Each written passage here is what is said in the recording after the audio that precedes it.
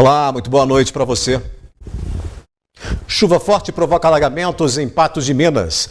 Polícia localiza corpo de jovem morto e decapitado por irmãos adolescentes. Na edição desta terça-feira, feriado da Proclamação da República, você vai ver também que moradores de Santana de Patos pedem providências para o combate ao mosquito da dengue. Hemocentro terá programação especial para a Semana do Doador de Sangue. A gente mostra também que 42 homens morrem diariamente por câncer de próstata e 3 milhões convivem com a doença. E os tutores e veterinários falando sobre a preocupação com os pets durante os jogos da Copa. Por falar em futebol, o Cuca deixa o comando do Atlético e alguns nomes são cotados para assumir a vaga. Após câncer e perda da visão de um dos olhos, o homem pede ajuda. A gente mostra ainda que pesquisador fala sobre a recomendação do uso de máscaras e novas variantes. O grupo Primeiro Ato, que realiza festival em Patos de Minas em meio às comemorações de 9 prêmios conquistados no Festeco. Mesmo com chuva, manifestantes mantêm protesto em frente ao tiro de guerra. E um olhar histórico sobre o dia da Proclamação da República. Agora, no RTV News.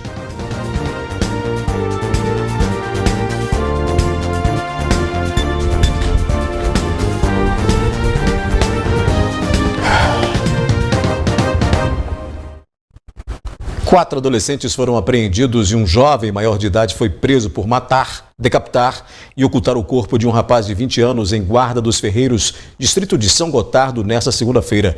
O homicídio teria sido cometido por causa de uma dívida de drogas. Foram 4 suspeitos envolvidos nesse assassinato cruel que aconteceu no distrito de Guarda dos Ferreiros. É um distrito que pertence à cidade de São Gotardo, no Alto Paranaíba. Todas essas pessoas suspeitas participaram de maneira efetiva para matar a vítima Júlio Vitor Araújo Barbosa, de 20 anos. Ele teve a cabeça decapitada, foi enterrada essa cabeça, o resto do corpo foi jogado em um barranco de aproximadamente 5 metros de altura. Foi um crime cruel. Esses suspeitos amarraram esse homem, bateram nesse homem, foi realmente um tribunal do crime. E sabe como a polícia descobriu que esses 4 suspeitos, sendo 2 menores, irmãos gêmeos de 16 anos, um outro menor de 17 anos e Alisson, que tem 20 anos, a polícia estava fazendo um trabalho preventivo de combate a homicídios. E na noite passada de domingo, o Júlio Vitor Araújo ele teria sido vítima de uma lesão corporal por esses envolvidos no crime desta segunda-feira. E aí a polícia foi até na casa, do Júlio Vitor para saber como estava a situação, para saber se havia acontecido mais alguma coisa, um trabalho de patrulhamento preventivo para proteger a vítima. Só que aí, quando os militares chegaram na residência, encontraram uma cena realmente de terror. Muito sangue na residência, fresco, como se ele havia sido morto ali naquele local. Então a polícia foi atrás dos gêmeos, que seriam os principais suspeitos no boletim de ocorrência do domingo passado. Eles chegaram na casa dos 2 adolescentes e notaram que a casa estava aberta e não havia ninguém no local. Continuaram o procedimento, então, de buscas. E o menor de 17 anos e o maior de 20 anos foram encontrados andando na rua. E aí, ao perceber a presença da polícia, eles teriam fugido do local. Foram presos pela polícia, tanto o maior quanto o menor que foi apreendido. E aí foi a vez de encontrar os gêmeos, de 16 anos cada. A polícia foi até a casa, próxima ali ao local dos fatos, e viu o momento em que eles falaram aos homens, chegando, como se estivesse com medo da polícia. Eles notaram que era uma casa de uma idosa e os 2 estavam sentados no sofá. A idosa disse: olha, eu não conheço esses rapazes, não. Foi aí que a polícia veio para fora, vamos conversar. E aí perguntou o que eles estavam fazendo ali, perguntou se eles teriam feito algo com o Júlio. Eles negaram as acusações, disseram que foi realmente só lesão corporal da noite passada. E aí a polícia perguntou: mas esse sangue fresco aí na casa dele? Eles disseram: não, foi da noite passada e tal, que nós acabamos batendo nele. Mas aí não bateu muito com a realidade, porque o sangue estava fresquinho, E a polícia continuou a parlamentação, que é a conversa com esses 2 suspeitos menores, aonde disseram que, olha, vocês vão ter os celulares apreendidos e pode ter uma investigação aí, e todo jeito vai acontecer de vocês, se estiverem mentindo, vir a realidade, né? Foi onde eles ficaram com medo e acabaram confessando o crime. Disseram que mataram realmente o Júlio, né? Que tem um quinto suspeito nessa história, ele não foi identificado. E os menores, juntamente com outro menor de 17 anos e o maior de 20 anos, levaram a polícia até o local dos fatos, que realmente foi uma cena de terror, né? A cabeça fora do corpo, enterrada em um local, o corpo jogado em um barranco a 5 metros, mais ou menos. E esse corpo, ele, então, foi ali, né, acompanhado pela perícia de polícia civil, que notou que haviam vários cortes, várias perfurações, hematomas pelo corpo. Esse cadáver ele foi levado para o Instituto Médico Legal, onde vão ser feitos exames que vão comprovar a causa da morte. E essas pessoas foram levadas para o quartel de São Gotardo, logo depois encaminhadas para a Delegacia de Polícia Civil de Patos de Minas. Os menores devem responder por ato infracional, já que são menores, e acompanhados pela Vara da Infância e Juventude. Já esse maior de idade vai responder pelo crime de homicídio, né? Um crime. E toda a situação agora vai ser apurada pela Delegacia da cidade de São Gotardo. A principal motivação até agora seria uma questão de tribunal do crime, já que, segundo eles, essa vítima estaria devendo drogas, né? Motivo pelo qual ele teria apanhado uma noite antes, e que mesmo devendo drogas foi para comprar mais, onde eles não aceitaram essa situação e acabaram ceifando a vida do Júlio. Toda a situação agora deve ser apurada pela Polícia Civil de Cidade de São Gotardo. Feriado chuvoso no Alto Paranaíba e Noroeste Mineiro, com alerta do IMET para chuva intensa. Choveu forte no início da tarde desta terça-feira em Patos de Minas. Muitos locais ficaram alagados. Em alguns trechos, os problemas de sempre. Basta chover para que os transtornos voltem a aparecer em Patos de Minas. Como na esquina da Rua José dos Reis com a Major Gotti, próximo ao Hospital Regional, que mais uma vez ficou tomada pela água da chuva.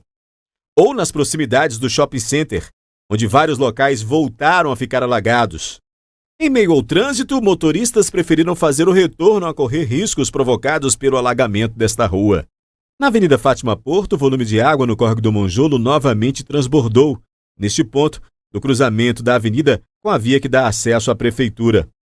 E segundo o IMET, deve continuar chovendo nos próximos dias em nossa região. No distrito de Santana de Patos, os moradores estão preocupados com o aumento nos casos de dengue e reclamam de descaso por parte da prefeitura. Sueli viveu boa parte da vida em Santana de Patos e descreve o local com muito carinho. A minha região é um lugar muito bom que eu gosto, né? Aliás, agora ele já cresceu bastante, já tem muitas firmas, o pessoal está tendo serviço para trabalhar, graças a Deus, né? Mas, ultimamente, a gente está tendo necessidade de muitas coisas, né? De atenção, né? Porque Patos é mais alto daqui. Aqui é mais alto do que Patos, né? Então, no instante, aqui deveria estar maior do que Patos. Há 4 meses, ela voltou para o distrito de Patos de Minas para cuidar de familiares. Porém, ela encontrou uma realidade diferente. Descaso do poder público com o lugar. Nos últimos dias, tem crescido o número de pessoas com dengue. Esta é a praça da igreja aqui de Santana de Patos. Nesse local em que nós estamos, muitas pessoas aproveitam para passar o final de tarde, para se reunir. Mas o que nós acabamos encontrando por aqui são restos de materiais, inclusive até uma garrafa PET, que pode, claro, contribuir para o aparecimento do mosquito Aedes aegypti. Deste outro lado aqui, nós encontramos ainda mais materiais. E nesse ponto, nós vamos mostrar aqui, ó, essa garrafa. Aqui dentro contém água, o que pode colaborar e muito para o surgimento das larvas e assim aumentar o número de casos confirmados da dengue aqui em Santana. Ela chegou a solicitar o fumacê, que serve como forma de combate ao mosquito. O fumacê tinha que ser pedido de fora, ele não era de Patos. Eu acho que não, porque eu morei lá, sempre estava batendo lá o fumacê. O meu ver, o fumacê é lá da prefeitura. Com o sentimento de abandono, a mulher pede providências. Meu modo de pensar é isso, né? Porque vieram, fizeram promessas, e aí, cadê? Eles têm que dar um parecer para nós, né? De alguma coisa. Se pode fazer ou se não pode fazer. Se não puder fazer, chega a nós e fala assim, não vai fazer isso, pronto. Pra gente não ficar naquela expectativa e de esperança, vai acontecer, vai fazer isso, ué. Entendeu? Então deixa jeito. A prefeitura ainda não se manifestou sobre esta reclamação. A seguir, a gente fala sobre o Novembro Azul. 42 homens morrem diariamente de câncer de próstata e 3 milhões convivem com a doença. E você vai ver que o Hemocentro terá programação especial para a Semana do Doador de Sangue. Com ações diversas, o Hemocentro de Patos de Minas celebra de 19 a 25 de novembro a Semana do Doador Voluntário de Sangue. A programação conta com coletas externas em outros municípios e conscientização para captar novos doadores. Em Carmo do Paranaíba, 100 pessoas já estão cadastradas para doar sangue durante as ações da Semana do Doador de Sangue, que será promovida pela Fundação Hemominas. Nossa Semana do Doador esse ano, ela vai ter abertura no dia 19, com uma coleta externa de sangue realizada em Carmo do Paranaíba. E ela vai se estender ao longo da semana, né, na semana seguinte, e vai terminar no dia 25 de novembro. Nós temos várias atividades aqui no Hemonúcleo, como distribuição de camisetas, um café especial para os nossos doadores e homenagem aos nossos doadores para aqueles que completam mais de 10 doações. Nós vamos entregar diplomas de honra ao mérito para os nossos doadores. Antes mesmo da semana ter início, patenses se mobilizam para doar sangue pela primeira vez. Esse é o caso da Maria Eduarda, que mal acabou de completar a idade mínima para doar e já está praticando o ato de solidariedade. Mais novinha, eu sempre quis doar sangue, que eu achava isso muito interessante. Então, algumas semanas antes de fazer meu aniversário, eu já falei com a minha mãe e pedi para ela poder doar, e ela deixou. Aí, praticamente no mesmo dia que eu fiz meu aniversário, eu fiz meu cadastro no site e vim aqui doar.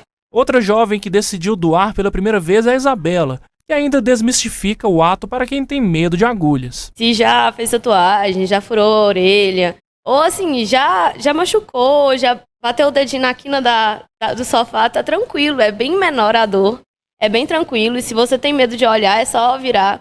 A galera aqui é muito legal, é bem tranquilo e a gente se sente muito acolhido. Eu acho que vale muito a pena.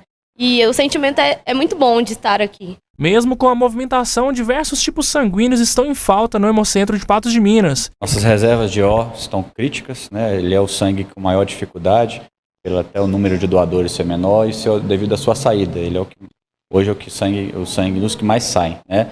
No dia de hoje, precisamente, nós estamos com o nível crítico do O negativo, do O positivo e do A negativo. São sangues que nós estamos precisando de imediato, tá? Mas todo grupo sanguíneo, todas as pessoas, até que não saibam que grupo sanguíneo pertence, podem vir doar normalmente, que nós estamos precisando de qualquer doação. Responsável pelo setor de captação de doadores, Dagma faz o convite para aqueles que ainda não estão doando sangue. Se você nunca doou, pode entrar no nosso site, procurar informações a respeito da doação e procurar o Hemocentro, fazendo o seu agendamento e fazendo a sua doação. Assim você vai fazer um ato de amor ao próximo, né? E com certeza, quando você faz o bem, você só tem em troca, você só recebe coisas boas em troca. Então fica aí o nosso convite para vocês virem aqui. Em Patos de Minas, a Fundação Hemominas fica na Rua Major Gotti, número 1255, no centro da cidade. O câncer de próstata é hoje o segundo tipo que mais afeta homens no país, atrás apenas do câncer de pele. A doença representa 29% dos tumores diagnosticados na população masculina. E, de acordo com o Ministério da Saúde, hoje 3 milhões de homens convivem com a doença no Brasil. Especialistas e pacientes que venceram a doença falam sobre a importância de realizar exames periódicos no combate à doença. Os exames nas mãos são memórias de um período complicado.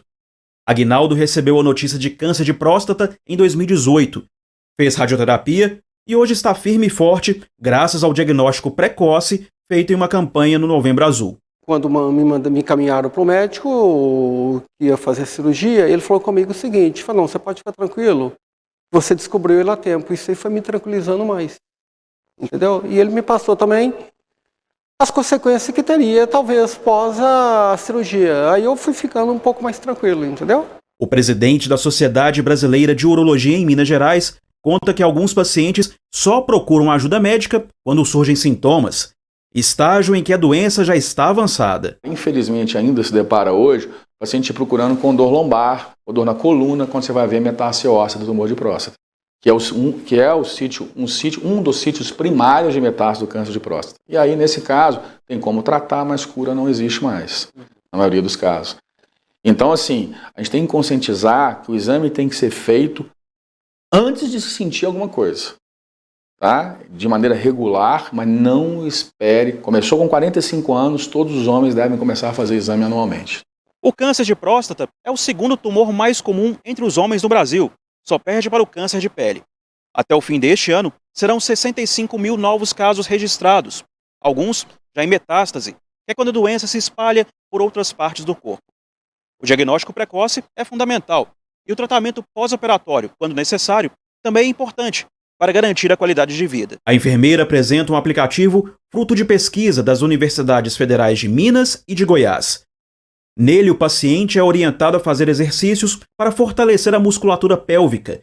Após a cirurgia da retirada da próstata, alguns pacientes podem apresentar incontinência urinária, e as atividades e orientações são fundamentais para a recuperação.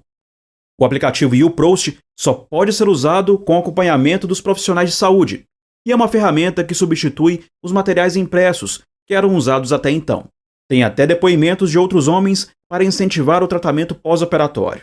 Esse paciente, ele, pós-cirurgia, ele sai com um catéter vesical e quando retira em 7, 10 dias, conforme a orientação do cirurgião, ele se torna incontinente, e isso acontece em 80% em média da população masculina que passa pela cirurgia.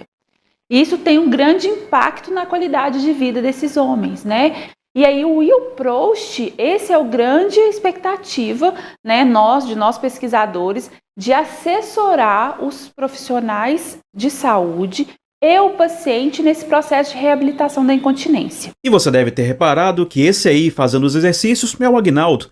Ele fez questão de participar do projeto para mostrar a eficácia dos exercícios. Depois do susto, agora é só alegria. Antes você fazer isso precoce do que amanhã vir um arrependimento de não ter feito. Aí a pior coisa é essa, é o arrependimento. É uma coisa muito simples, uma coisa rápida de fazer. Entendeu? Eu acho... E viver a vida tranquilo, numa boa, entendeu? Curtir a vida.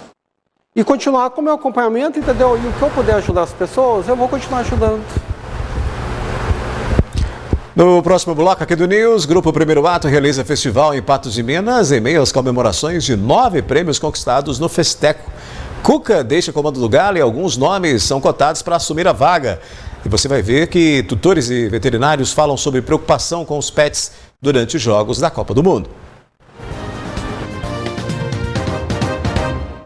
Depois de conquistar 9 prêmios no Festival do Teatro Comunitário de Mariana, o Grupo Primeiro Ato apresenta espetáculos em Patos de Minas. Até o dia 20 de novembro serão 7 peças encenadas no Teatro Leão de Formosa. As apresentações das peças no Teatro Leão de Formosa, em Patos de Minas, começaram nesta segunda-feira em ritmo de festa para o Grupo Primeiro Ato. Elenco empolgado depois da conquista de 9 prêmios no Festival de Teatro Comunitário de Mariana, que aconteceu no início de novembro. A Ludmila foi uma das vencedoras, como melhor atriz revelação. E eu não esperava, porque eu peguei o papel de outra pessoa, de última hora, e assim, a gente dá o máximo para conseguir, e mesmo assim eu ainda consegui esse prêmio lá. O Vinícius levou o prêmio de melhor ator coadjuvante e se preparou muito para o papel. Foi uma surpresa ganhar melhor ator coadjuvante, eu realmente não estava esperando, mas eu dei o melhor de mim na peça, Até o que eu fiz um papel de um capeta, então coloquei toda uma voz, todos os meus dons físicos, joguei tudo e fui consagrado com o prêmio de melhor ator coadjuvante. A Clara ganhou como melhor atriz coadjuvante no Festeco, um prêmio que coroa a dedicação ao teatro. A Clara entrou para o Grupo Primeiro Ato há 7 anos, ainda na primeira turma. É um prêmio que eles dão para... Sim, ele é simbólico e que nos enche de alegria, porque a gente sabe que é valorizando o nosso trabalho. A peça que nós apresentamos, Até o quê? Eu tinha o personagem da Borboleta. E qual que é a história dela? É uma criança que não tinha nome quando nasceu e ela começa uma jornada para encontrar o seu nome. E nessa jornada ela encontra com vários personagens, a maioria que vão ajudá-la, só que tem muitos também que tentam atrapalhá-la nesse caminho para conseguir esse nome e criar uma identidade própria. Além de outros prêmios individuais, o grupo Primeiro Ato ganhou como melhor elenco e melhor direção. A companhia teatral foi criada pelo diretor e cenógrafo Marcos Nepomuceno. As 2 peças apresentadas em Mariana também estão em cartaz em Patos de Minas, mas são 7 peças em cartaz no Teatro Leão de Formosa. Nesta segunda-feira, teve João, o Felizardo, e as apresentações seguem até 20 de novembro. Nesta terça, será apresentada a peça Teoria das Cores. Na quarta, tem o espetáculo Utopia. Na quinta-feira, Bobo Sem Corte. Na sexta, a peça em cartaz é Dom Caixeta de Las Minas. No sábado, tem A Voz do Silêncio.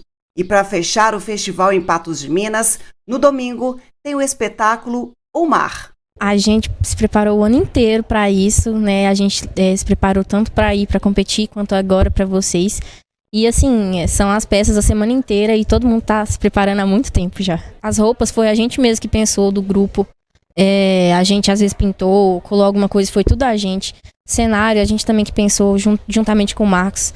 E a maquiagem também, né? Foi todo um conjunto que pensou e nós mesmos fazemos a nossa maquiagem. Vem prestigiar nosso festival do Primeiro Ato. Peças incríveis, sessões às 19 e às 21 horas. E é uma coisa muito legal porque a gente tem, para quem paga inteiro, a gente tem a meia solidária.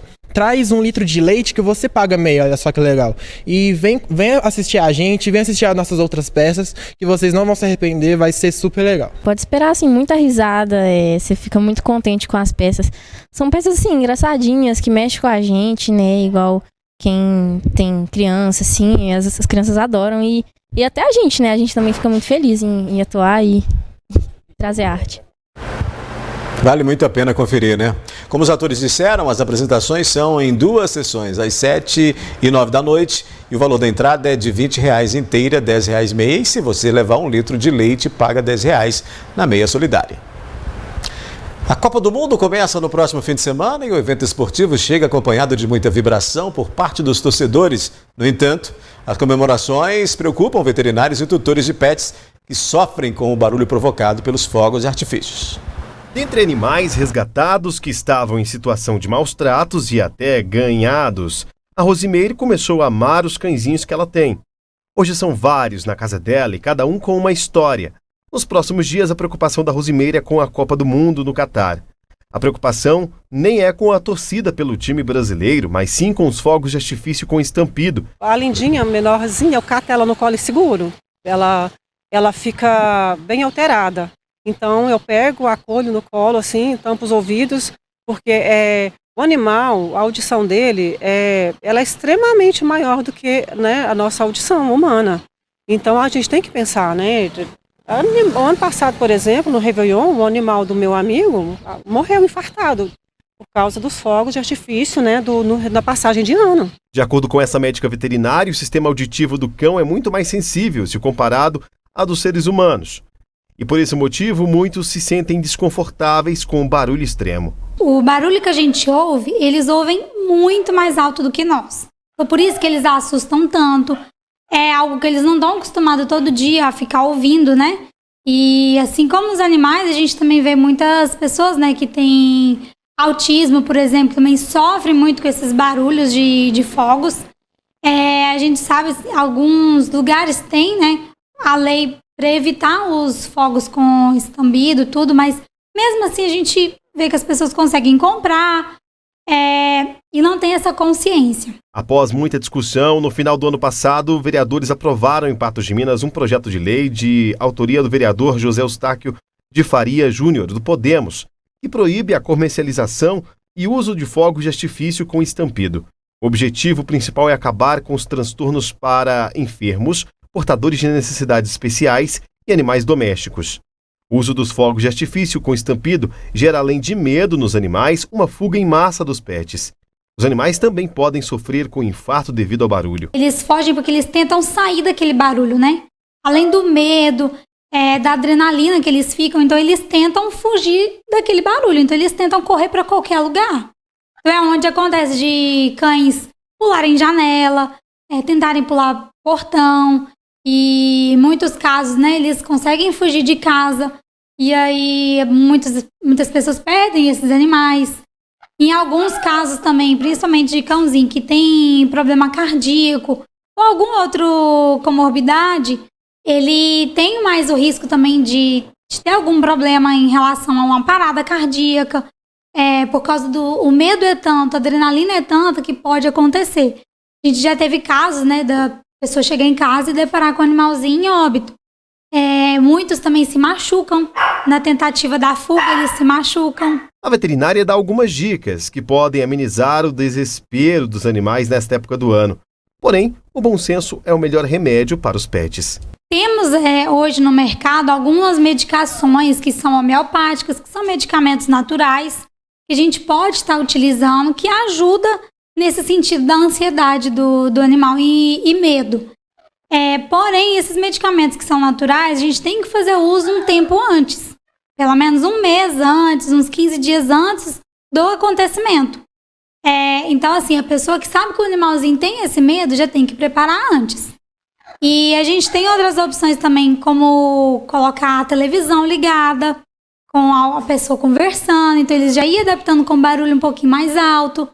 Tem a forma também da gente passar uma faixinha em volta do animal, até se o pessoal olhar na internet, vai ter a forma certinha que coloca. Para ele se sentir como se tivesse abraçado. Se o dono estiver junto, segurar ele, abraçar para tentar acalmar esse cãozinho, tentar tampar o ouvidinho. O provável foi confirmado. O Cuca não é mais o técnico do Atlético. Segundo o clube, a decisão foi em comum acordo e alguns nomes são cogitados para assumir a vaga. O Atlético anunciou oficialmente na noite desta segunda-feira a saída do técnico Cuca. De acordo com o clube, foi uma decisão conjunta. Essa é a terceira passagem de Cuca pelo Galo. Foram 244 jogos com 134 vitórias, 55 empates e... Depois do intervalo, você vai ver que pesquisador e cientista fala sobre recomendação do uso de máscaras e novas variantes. E após câncer e perda de visão de um dos olhos, homem pede ajuda.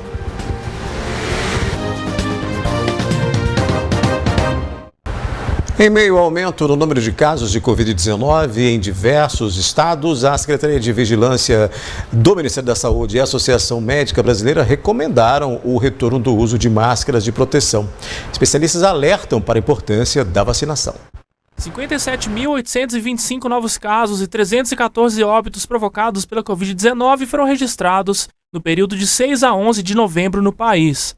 O aumento é de 120% em relação à semana anterior, e a média diária de casos no Brasil voltou a ultrapassar a marca de 10 mil. As informações são do Ministério da Saúde, que publicou uma nota técnica recomendando a volta da utilização das máscaras, especialmente para pessoas com comorbidades e com fatores de risco. A recomendação da volta do uso das máscaras, ela é por causa do aumento do número de casos, e não por causa de uma variante em específico, né? Então, a gente recomenda o uso da máscara toda vez que você vê o vírus chegando perto da sua comunidade, né? Você vê que o número de pessoas infectadas está aumentando, isso quer dizer que o vírus está circulando mais pela população e aumenta o risco de chegar até a sua bolha e você se infectar. Outra preocupação da pasta é a nova variante BQ1. Com sintomas similares às cepas anteriores da Omicron, a variante está em circulação no país e já vitimou uma idosa em São Paulo. A BQ1 hoje no Brasil, ela nem é um problema grande, né? A gente tem 24 casos reportados no GISAID, que é o Sistema de Vigilância Epidemiológica Mundial. Então são pouquíssimos casos. Para ter uma comparação, a BA.5.2.1 é a mais frequente, ela tem mais de 1.100 casos reportados nos últimos 30 dias, e a isso tem uma nova, que é uma variante da BA.5.3.1, que ela recebeu o nome de BE.9, que ela vem aumentando muito, principalmente no Amazonas. Mas independente da variante, a partir do momento em que a doença se aproxima da gente, é bom tomar as precauções. Para se proteger da BQ1, o pesquisador da Fiocruz, Gabriel Fernandes, explica que é preciso completar o esquema vacinal. Ele salienta que os imunizantes disponíveis foram elaborados para protegerem as pessoas da doença e do desenvolvimento de sintomas graves, e não para evitar a infecção da Covid-19 em si. Vacina que evitaria infecção não é feita nesses moldes que a gente tem hoje, né? Porque essa vacina que a gente tem hoje, o estudo dela foi feito para medir um desfecho que é a prevenção da doença.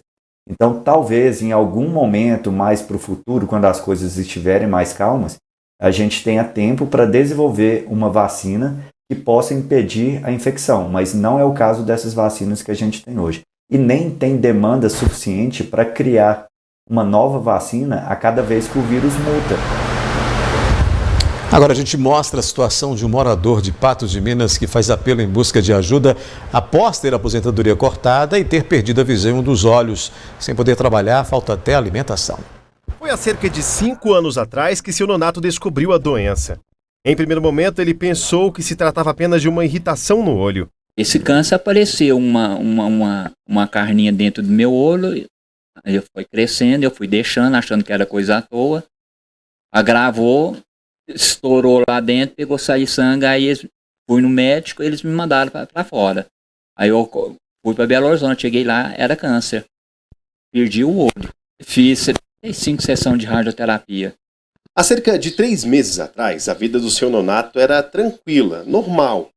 Ele recebia o benefício da prestação continuada, o BPC, para as pessoas que têm alguma situação da saúde e não podem trabalhar, como no caso dele. Só que aí esse benefício foi cortado. Foi aonde veio o desespero. Ele retirou tudo que ele tem, que inclusive está aqui nesse local bem apertado, e foi recebido de braços abertos aqui no dispensário São Vicente de Paulo, no bairro Vila Rosa. Uma coisa que ele não gosta de falar muito é que está passando dificuldade, não tem alimento, e sem nenhuma renda. O seu Nonato paga R$50 aqui, custa arrumar esse valor para pagar o aluguel aqui, e ele até que está tentando aposentar. Né? Já procurou uma advogada, mas não consegue. E de lá para cá, a situação do seu Nonato está muito pior, porque sem conseguir ter dignidade de vida, sem conseguir se aposentar, está tendo que tomar remédio controlado, né? Para depressão, ansiedade. Ele diz que não consegue dormir com toda a situação e por isso ele pede ajuda. Não só nas questões dos exames, mas de alimentos também, cestas básicas. E alguém que consiga ajudar ele a ter essa dignidade de vida devolvida. Algumas coisas que o seu Nonato nem quis falar na entrevista. Eu estou falando aqui para o pessoal que está em casa entender um pouco sobre como é a vida desse homem que já está chegando na fase de idoso e até agora não conseguiu enxergar uma luz no fim do túnel. A minha vida, eu fico até com vergonha. Não tá fácil não, eu estou passando dificuldade. Eu só recebo aquele Auxílio Brasil só. Já tentou aposentar? Já tentei e não consigo passar não. Eu faço perícia, o perito fala que eu tenho 2 braços para trabalhar. Como que eu tenho condição? Eu tenho 57 anos, eu tenho um olho só. E o outro não enxergo direito. É 30%. Não dou conta, ele só assim que eu tenho 2 braços para trabalhar. E eu tenho outros problemas, eu faço tratamento psiquiátrico. Eu tomo clonazepam, remédio para ansiedade. A pilha de remédios no armário impressiona. Hoje, para conseguir sobreviver, ele tem que conviver com uma rotina para conseguir tomar todos. Seu Nonato conta que já tentou de tudo junto à Secretaria de Saúde do município para realizar uma consulta médica e exames detalhados sobre as dores que ele sente na face. Porém, ele reclama da demora até para marcar um simples exame. Eu tô com medo de estar voltando. Aí eu tenho que fazer uma tomografia. Aí para fazer esse exame, para conseguir esse exame, você tem que fazer para saber como que tá, né? O seu... E eu tenho que ir no neurologista primeiro. Mas se eu for esperar sentado aqui, eu morro aqui. É até difícil, mas tá demorando. Para uma consulta demora um tempão desse, imagina para um exame. E eu não tenho condição de fazer isso, não. Conseguiu até agora no SUS? Nada. Eu consegui uma consulta com o clínico geral ali no Polo Hispano que me receitou dipirona com relaxante muscular para melhorar a dor. Até sair a consulta. Precisa de uma consulta com um especialista. Na neurologista, porque eu pedi o oftalmologista e eles não quiseram. Não, você tem que ir na neurologista para fazer uma tomografia para ver o que está acontecendo aí. É especialista. Seu Nonato só não está passando fome porque recebe a ajuda também da mãe, que tem quase 80 anos de idade e também é doente. Sem saber o que fazer, ele implora por ajuda. Qual é o pedido de ajuda que você faz hoje? É a pessoa da Secretaria de Saúde agilizar lá a minha consulta, que está demorando demais. Eles ligam lá para o posto e falam, não, o problema está lá na saúde. Liga na saúde e eles falam, não, você está na fila. E isso lá vem 2, 3 meses. Esqueceram de você? Eu preciso de uma consulta. Você está com medo de acontecer o pior. Aí eu tô com medo, eu não tô dormindo, eu tô com medo disso aqui ter voltado. Meu problema. Uma atenção na saúde. Eu quero uma atenção na saúde. Pois é, a gente, por ser feriado, não conseguimos resposta do município com relação às consultas para o Nonato. Mas se você quiser ajudar o Nonato, os telefones estão aí na tela, o 993021945 ou o 988555458. Os telefones são da irmã, de uma familiar do Nonato, da Glaucia, que é familiar dele, que entrou em contato com a gente pedindo para que a gente fizesse esse apelo aí para ajudar ele nesse momento de dificuldades do Nonato, que precisa de tratamento médico, mas também de outras situações, de outras ajudas, uma vez que ele tem passado por dificuldades. Daqui a pouco aqui no News você vai ver que mesmo com chuva, manifestantes fazem protesto em frente ao tiro de guerra e o olhar histórico sobre o dia da proclamação da República.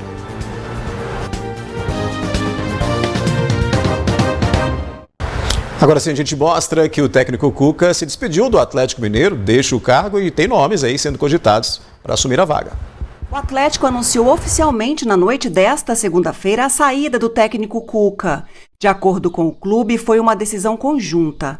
Essa é a terceira passagem de Cuca pelo Galo. Foram 244 jogos com 134 vitórias, 55 empates e 55 derrotas. Aproveitamento de quase 63%.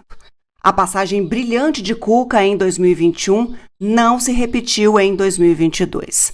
A volta de Cuca foi um pedido da torcida. Ele foi contratado em julho deste ano para substituir Turco, que vinha sendo muito criticado. Cuca não conseguiu colocar o Galo nos eixos e também recebeu duras críticas dos torcedores. Foi chamado até de mercenário na derrota para o Botafogo no Mineirão, mas no jogo seguinte recebeu uma faixa para amenizar o clima ruim. Nos 20 jogos de 2022, sob comando de Cuca, foram 7 vitórias, 7 derrotas e 6 empates. O Atlético terminou a temporada com vaga na pré-Libertadores. Na nota do Atlético, a diretoria agradeceu o empenho e profissionalismo de Cuca e dos auxiliares Cuquinha e Eudes Pedro. Vários nomes são cogitados para assumir a vaga. Entre eles, o argentino Juan Pablo, que está no Fortaleza e conseguiu tirar o time da zona de rebaixamento para a vaga na pré-Libertadores, o também argentino Eduardo Cudé, que está livre no mercado desde 2 de novembro, quando deixou o comando do Celta de Vigo, na Espanha, e Fernando Diniz, que ainda não renovou o contrato no Fluminense. A gente muda de assunto porque manifestações bolsonaristas foram realizadas em todo o país neste feriado. Em Patos de Minas, alguns manifestantes foram a Brasília participar dos atos de protestos contra os resultados das urnas e foram pelo menos 3 ônibus. Outros continuam na porta do tiro de guerra. Adornados por bandeiras do Brasil e trajando camisas da seleção brasileira e roupas verdes, amarelas e azuis, centenas de patenses compareceram em frente ao tiro de guerra, pedindo socorro para as Forças Armadas e não ao comunismo. Com a presença de crianças e idosos, foram realizados discursos, orações e execução do hino nacional. Mais a vida, teus sonhos lindos campos têm mais flores, nossos bosques têm mais vida, nossa vida em teu seio mais amores. Olha, primeiramente, nós não estamos satisfeitos com a eleição que foi feita, uma eleição nas coxas. A gente sentiu muita atitude do Supremo Tribunal Federal. Nós estamos aqui, não é manifestando sobre quem foi eleito ou quem não foi eleito.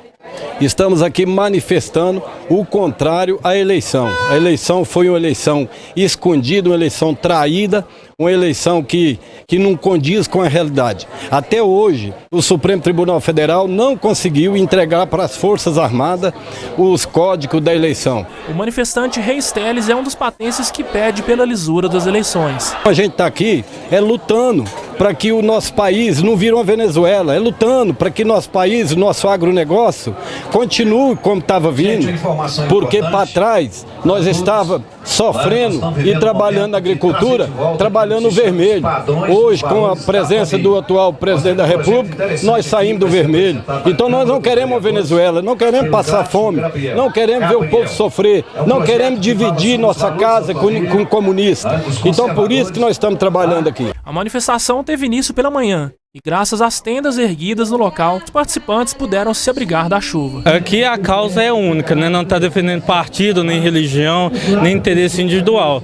A gente não acredita que essas eleições foram corretas, né, das apurações, esse é o pensamento nosso, né? Não estamos generalizando. Ditinho relata que diversos patenses viajaram para Brasília para participar dos atos que acontecem na esplanada dos ministérios. Foram ônibus, foram caminhões, foram carros particulares, né? A gente não tem o número exato, mas foi uma grande quantidade de pessoas, né? De todas as áreas também. Assim, a gente aí em Brasília tem várias pessoas de Paz e região também que agrupou e foi também de Patrocínio, das roças, também nas áreas rurais. Foi uma enorme quantidade de pessoas mesmo. 15 de novembro, dia da proclamação da República, o feriado marca a data da promulgação do Decreto 1, de 15 de novembro de 1889, assinado pelo Marechal Deodoro da Fonseca. O Brasil se tornou uma república presidencialista 133 anos atrás, quando a monarquia constitucional parlamentar do imperador Dom Pedro II foi deposta por militares liderados pelo Marechal Deodoro da Fonseca, que num golpe de Estado tornou-se o primeiro presidente da República do país.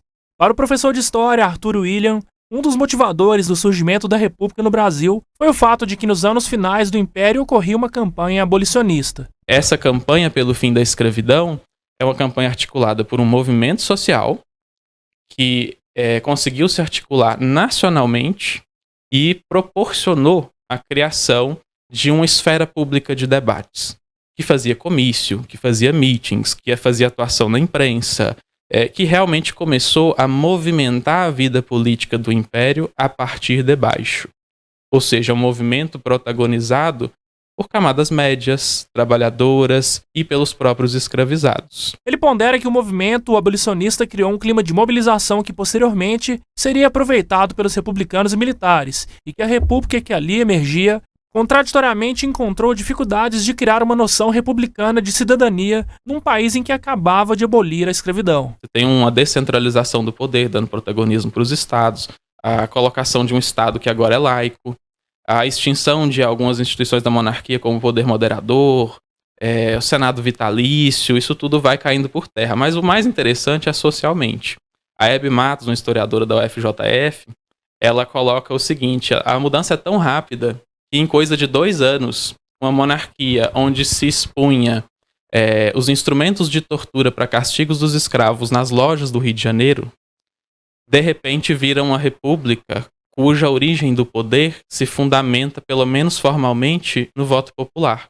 Então, a partir dali, a gente vai ter novos atores, a gente vai ter a possibilidade da criação de outros tipos de movimentos. Ou seja, o 15 de novembro, ele não é um dia de mobilização popular lá em 1889, mas ele viabiliza outras mobilizações populares, como o movimento operário, a luta pelos direitos da população negra e até mesmo uma luta bem árdua para poder expandir essa noção bastante estreita de cidadania que se herda do Império. Para Arthur, a data necessita de um exercício de reflexão para julgar se a mesma deve ou não ser comemorada. Eu defendo que é uma data fundamentalmente para reflexão.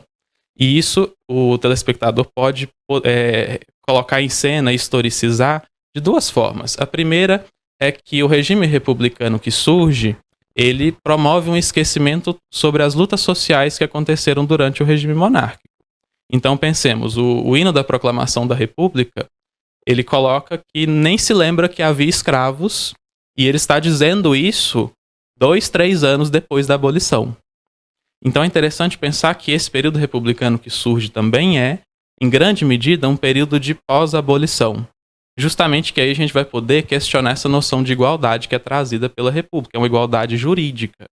Ela é uma igualdade civil.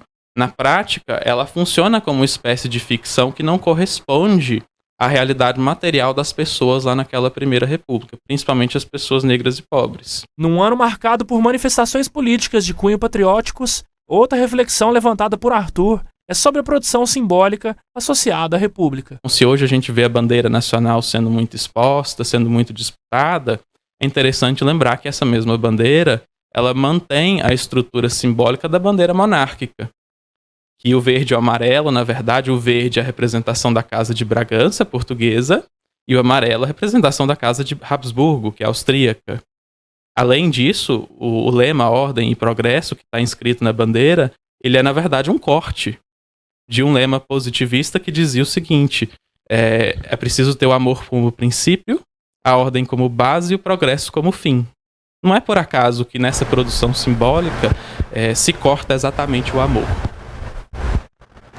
O Bom Velhinho está em Patos de Minas. Hoje teve chegada do Papai Noel no Pátio Central Shopping com uma grande movimentação de crianças, adultos, pessoas de todas as idades para recepcionar o Papai Noel, né? Os organizadores ofereceram pipocas, algodão doce, guloseimas.